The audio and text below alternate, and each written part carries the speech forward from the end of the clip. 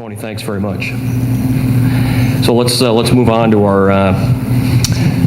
our last panelist, Steve Schmitt. Steve is a engineering manager at UL's Alarm Certificate Services Group, where he leads the program management office. And Steve's had a long history with UL, 32 years is my understanding, and serves as the vice chairman of UL Security Council.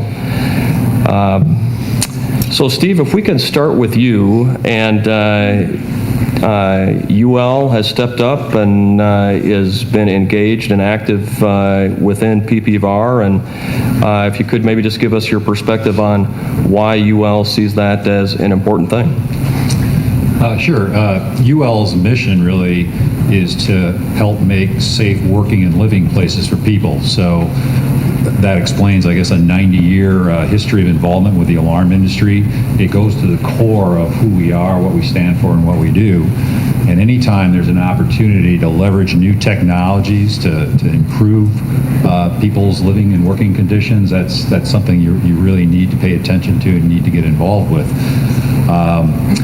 Video is such a special thing too in some respects. You know, the sense of vision is so key to how we operate as human beings. You think of the language we use, you know, seeing is believing, and I got to lay eyes on it. So this is a real special tool that we have here, but you know, there are other pieces of our language that hint at reasons for us to be careful. You know, things aren't what they seem, or you can't judge a book by its cover. So we have a unique opportunity here, I think, to leverage an important new technology. We need to do it right, and I think, as we heard here, consensus standards are going to be a real important tool for us to do that. What's your thought on what